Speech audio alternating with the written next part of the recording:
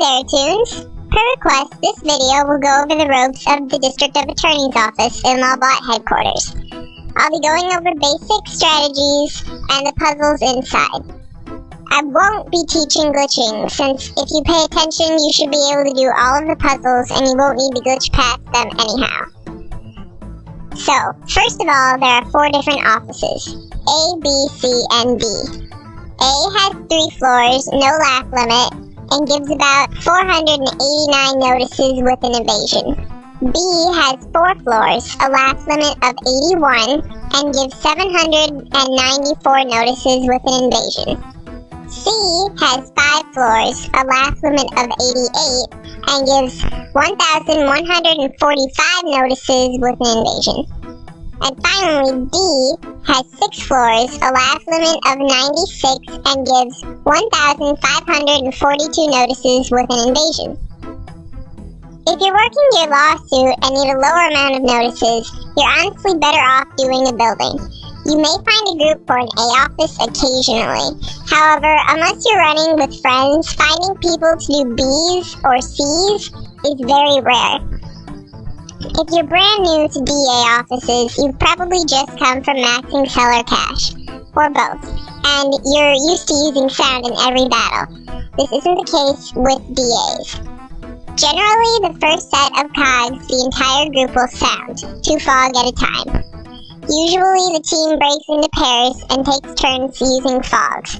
Assuming sound never misses, your group will have a perfect number of fogs to finish the DA with. On the second set of cogs, the group will be luring. This is the point in time where having max gags is extremely beneficial. The first round, one person will lure, and everyone else will usually TNT, use an organic birthday cake on the cog on the far right, or someone will use piano on a skelecog, and another person will trapdoor and squirt it in order to stun. The cog rounds are pretty simple and tend to go quickly. Of course, if you're with a soundless, your tactics may have to be adjusted slightly for the beginning rounds. The offices are loaded with obstacles just like mints.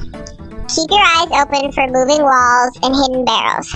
Large flat stompers are intended to be used like elevators. You can ride them up and down to avoid obstacles. I think the Toontown developers must have had something for spotlights when they were making Lawbot headquarters, because the DA offices are full of them.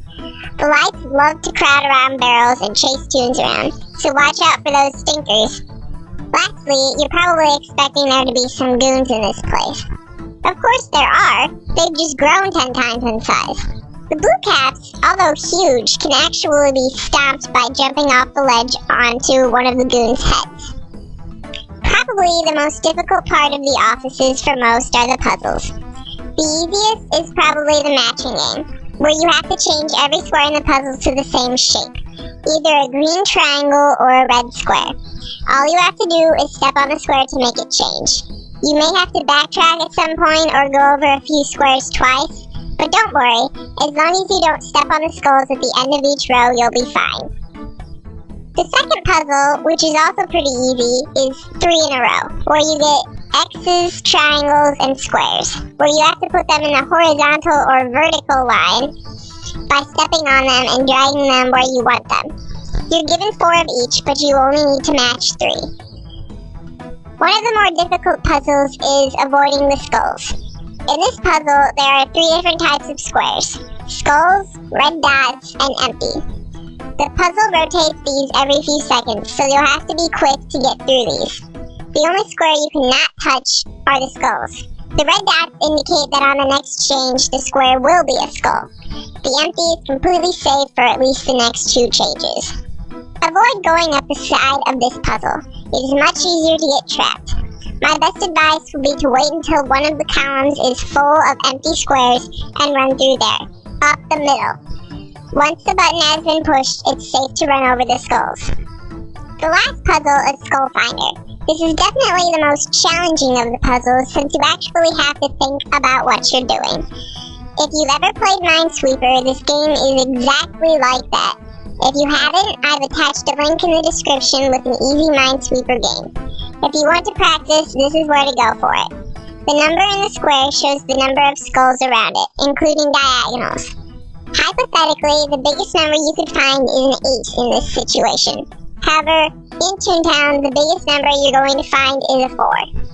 There are a few different patterns you'll catch on to very quickly if you play Minesweeper. Once you get the hang of it, these puzzles are a piece of cake. The only difference between Minesweeper and avoiding the skulls is that in Toontown, every square in the first row is always safe to step on. Well, that's the lowdown. Questions about DA offices should go in the comments section. Video requests should be posted on my channel. See ya, Toons!